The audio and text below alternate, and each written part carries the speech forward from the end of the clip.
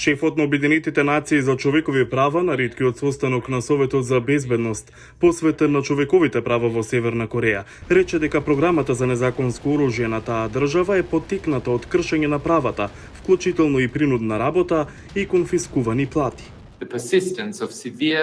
Постојаноста на тешки, широко распространети и долготрајни прекршувања на човековите права во Демократска Народна Република Кореја не може да се види изолирано од прашањето за мир и безбедност на полуостровот и во поширокиот регион.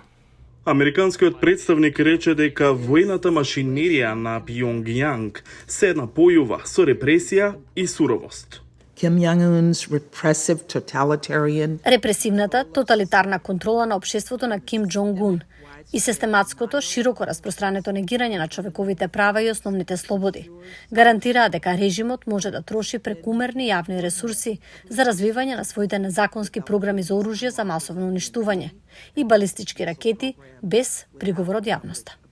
А во однос на бруталните насилства од страна на банди, што во Хаити предизвика раселување на речиси 130.000 луѓе, генералниот секретар на Обединетите нации предложи опции за мултинационални полициски сили кои треба да го спречат насилството. In many parts of Haiti, in particular. Многу е јасно дека во многу делови на Хаити, особено во главниот град, има клучна потреба за безбедност само за луѓето да можат да си го вршат секојдневниот живот без закана од насилство. И секако генералниот секретар ги охрабрува нациите да се засилат.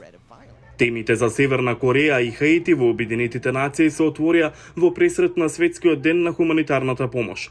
Хуманитарните работници натаму се соочуваат со опасности низ светот. До сега годинава се убиени 62 хуманитарци, над 80 се ранети, а 34 се киднапирани.